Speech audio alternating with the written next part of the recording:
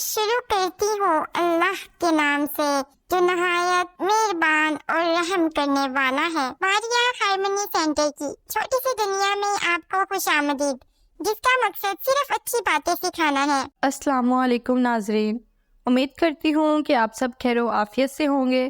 اور ساتھ ہی ساتھ یہ بھی امید کرتی ہوں کہ آپ نے میرے چینل کو یقیناً سبسکرائب کر لیا ہوگا، اور اسی کے ساتھ ساتھ میرے چینل کو لائک اور شیئر کرنا مت بھولیں، کیونکہ یہ میرے لیے بڑی اعزاز کی بات ہوگی، اور اسی کے ساتھ ساتھ لوگ اسلامک واقعات سے اپنی زندگی کو بہتر کرنے میں کامیاب بھی ہو سکتے ہیں۔ لہٰذا اس عمل کو ہرگز رکنے نہ دیں اور زیادہ سے زیادہ ویڈیوز کو شیئر کریں۔ آج کے اس واقعے سے آپ کو بھی بہت کچھ سیکھنے کو ملے گا اگر آپ سیکھنا چاہیں تو۔ خیر، ہم اپنے واقعے کا آغاز کرتے ہیں۔ پرانے زمانے کی بات ہے، ایک شخص تھا جو کہ بڑا محنت کش تھا۔ وہ محنت سے روزی روٹی کماتا، پر اس کے اندر بے انتہا ایک بری عادت تھی کہ وہ اس مال کو بڑا سمیٹ سمیٹ کے رکھتا تھا۔ اگر آسان لفظوں میں کہنا چاہوں تو وہ شخص ایک کنجوس شخص تھا، یہاں تک کہ وہ اپنے مال غنیمت کو اس حد تک سمیٹتا کہ وہ اپنے خاندان کو فاقوں سے مارتا تھا، یعنی کہ وہ اپنے خاندان کو بھی ایک پھوٹی کوڑی نہ دیتا، بلکہ اس نے اپنے مال غنیمت کو صندوق کے اندر ایک اور صندوق میں چھپایا ہوا تھا، اور ہر وقت اسی خام خیالی میں رہتا کہ کوئی اس کا مال چرا کے نہ لے جائے، یا پھر اس سے ہتھیار نہ لے، کہیں اس کی بیوی نہ اسے چھین لے۔ اس میں کوئی شک نہیں کہ وہ شخص تھا تو محنتی، پر تھا اول درجے کا جاہل انسان، یہاں تک کہ وہ اتنا سینچ کے رکھتا تھا اپنے مال کو کہ اس کے گھر میں فاقوں کے دن آ جاتے تھے، اور اس کی بیوی کو مجبوراً لوگوں کے گھروں سے مانگ کر کھانا لانا پڑتا تھا۔ جب اس کنجوس شخص کی بیوی تنگ آ جاتی تو وہ اپنے شوہر سے دولت کا تقاضا کرتی اور کہتی کہ کم سے کم گھر میں راشن تو لے آیا کرو، اور اس سے اصرار کرتی کہ اپنے بچوں کو تو فاقوں سے نہ مارو، لیکن وہ کنجوس شخص تو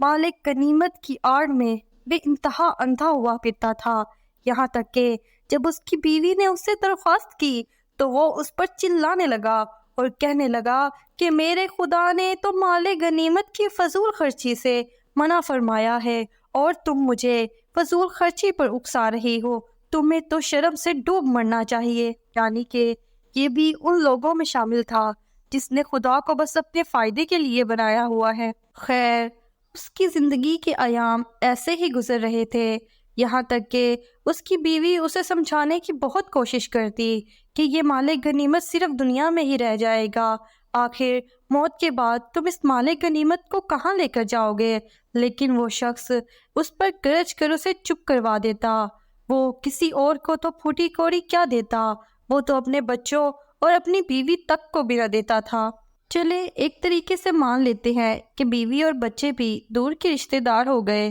لیکن وہ شخص تو خود کی ذات پر بھی ایک روپیہ خرچ نہ کرتا تھا، بس اپنے مال کو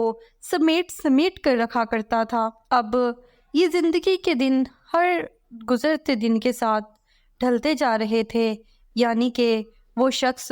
بڑھتی عمر کے ساتھ اب بیمار ہونے لگا تھا، اور بڑھاپے تک پہنچتے پہنچتے وہ کافی بیمار ہو چکا تھا۔ جب وہ بیمار ہوا تو وہ یہ سوچنے پر مجبور ہو گیا کہ مرنے کے بعد اس کے مال کا کیا ہوگا۔ ایسا نہیں تھا کہ اس کو ہدایت آ گئی تھی یا پھر اس نے عقل کی ڈور کو پکڑ لیا تھا، بلکہ وہ اس چیز کی فکر میں رہتا کہ کہیں اس کا یہ مال کوئی خرچ نہ کر دے، یا اس کی بیوی بچے اسے چھین نہ لیں اس کے مرنے کے بعد۔ اب ایک روز وہ شخص اپنے بستر پہ لیٹا ہوا تھا اور اپنی بیوی سے گفتگو کر رہا تھا، اور کہنے لگا کہ میرے مرنے کے بعد میرے مال غنیمت کا کیا ہوگا، یہ کہیں کوئی ہتھیار نہ لے جائے، میں نے اس کی بڑی مشکل سے حفاظت کی ہے۔ جس پر بیوی کہنے لگی کہ ظاہر سی بات ہے، باپ کے مرنے کے بعد مال غنیمت بچوں کو ملتا ہے۔ جب اس کنجوس شخص نے اس بات کو سنا تو وہ گرج کر کہنے لگا کہ میں ایسا نہیں ہونے دوں گا، ساری محنت میں نے کی ہے، تا عمر محنت کشی میں نے کی ہے، اور آخر میں آ کر یہ مال میرے بچے لے جائیں گے مجھ سے، میں ایسا کبھی نہیں ہونے دوں گا۔ وہ عورت یہ بات سن کر بڑی حیران ہوئی کہ کوئی باپ اپنے بچوں کے ساتھ ایسا کیسے کر سکتا ہے۔ عورت یہ بات تو جان چکی تھی کہ اس کے شوہر کے بعد اس کا کوئی والی وارث نہ رہے گا، یعنی کہ وہ مال جس سے کہ شاید وہ اپنے بچوں کی اچھی پرورش کر سکتی، وہ بھی اس کے ہاتھ نہ آئے گا۔ خیر، وہ اپنے خدا سے اپنے شوہر کی ہدایت کے سوا کچھ بھی نہ مانگ سکتی تھی، چنانچہ وہ دن رات دعا کرتی کہ اے اللہ میرے شوہر کو ہدایت عطا فرما، لیکن وہ شخص تو اپنی انا کو چھوڑنے کا قائل ہی نہیں تھا۔ بس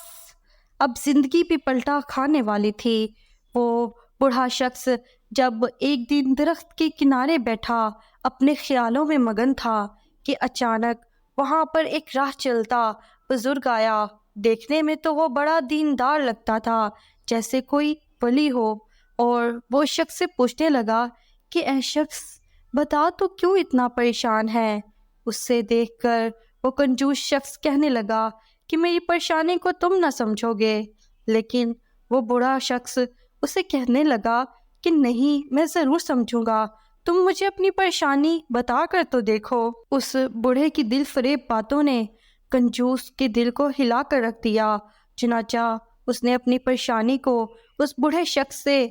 بانٹ لیا اور اسے کہنے لگا کہ میں نے دن رات محنت کر کے بہت سا مال جمع کیا ہے، لیکن مجھے پریشانی اس بات کی ہے کہ میرے مرنے کے بعد میرے مال کا کیا ہوگا، کیونکہ میں نہیں چاہتا میرے جانے کے بعد وہ مال کسی بھی شخص کے ہاتھ لگے، خواہ وہ میری بیوی یا بچے ہی کیوں نہ ہو۔ جس پر وہ بوڑھا شخص کہنے لگا کہ تم بس فقط اتنی سی بات پر پریشان ہو، اس کا میرے پاس حل ہے۔ تم ایک وصیت لکھ کے اپنی بیوی کو پکڑا دو، جس میں یہ لکھا جائے گا کہ تمہارے مرنے کے بعد تمہارا مال غنیمت تمہارے ساتھ ہی دفنایا جائے گا۔ اور ہاں، میں بہت نیک ہوں، اللہ تعالیٰ میری بہت دعائیں سنتا ہے، میں دعا کروں گا کہ خدا تعالیٰ تمہیں زندگی کے بعد کی موت اور اس کے بعد کی زندگی میں تمہیں یہ مال غنیمت دے دے، اور جتنا تم اس کو خرچ کرو گے وہ مال تمہارا بڑھتا ہی جائے گا۔ تو اس لیے فکر نہ کرو، اس صندوق کو اپنی قبر میں رکھوا لو،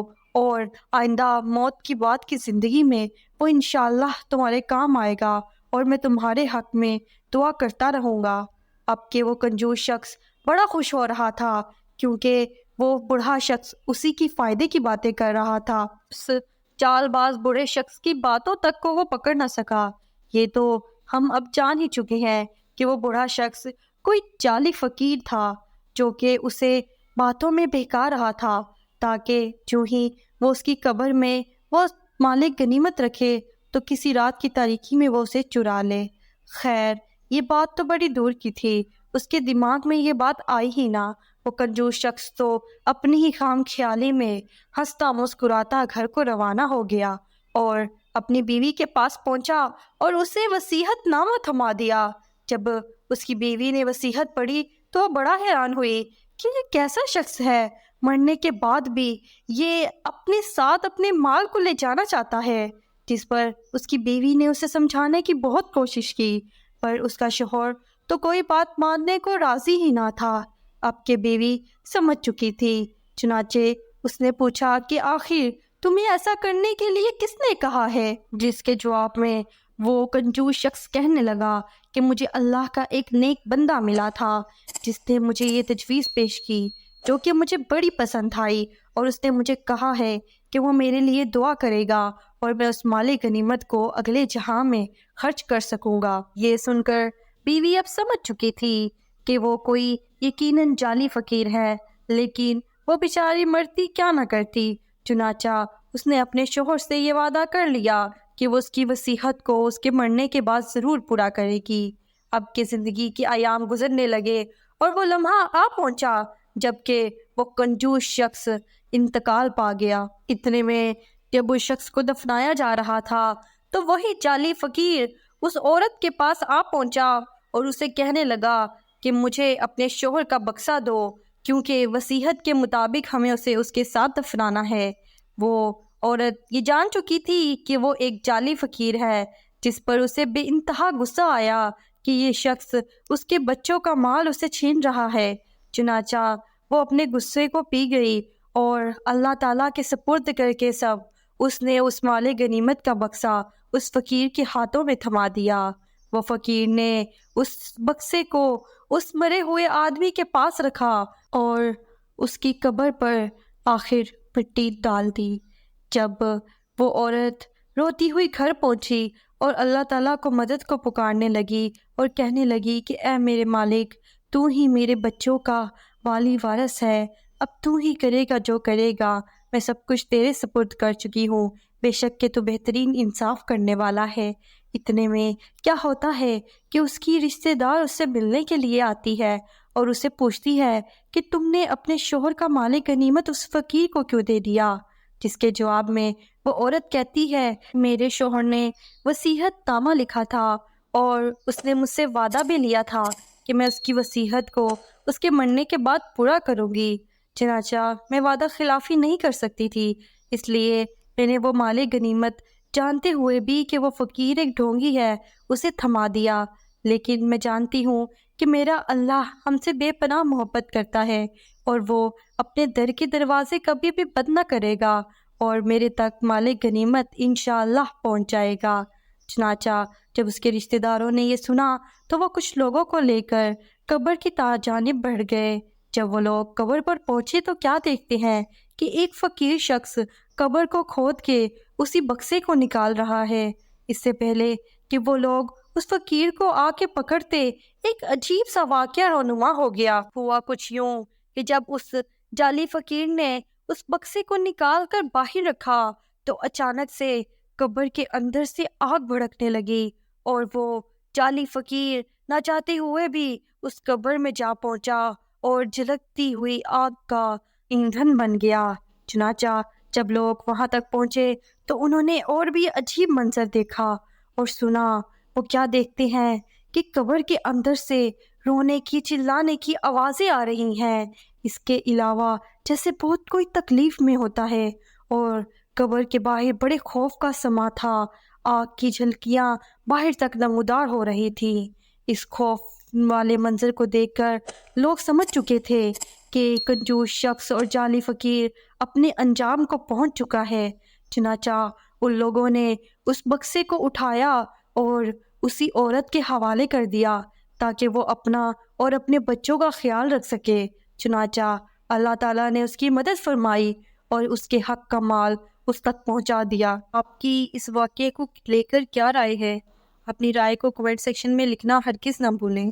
اور ہاں دوستو، اللہ تعالیٰ نے مال غنیمت کو سمیٹ کر رکھنے سے سخت منع فرمایا ہے۔ بے شک کہ یہ عمل خدا کو بے حد ناپسند ہے، تو اس لیے ہمیں چاہیے کہ ہم مال غنیمت کو خرچ کریں، لیکن اس کا مطلب یہ نہیں ہے کہ آپ اس کو فضول خرچی میں اڑا دیں۔ فضول خرچی سے بھی خدا کی ذات نے منع فرمایا ہے، تو ذرا ٹھہرے، سوچیں اور سمجھیں اور پھر اپنے مال کو خرچ کریں اور کسی کو فاقوں کے گھاٹ نہ اتاریں۔ اسی کے ساتھ دوستوں ہم اپنے واقعے کا اختتام کرتے ہیں۔ اپنا بے انتہا خیال رکھیے گا۔ خدا حافظ۔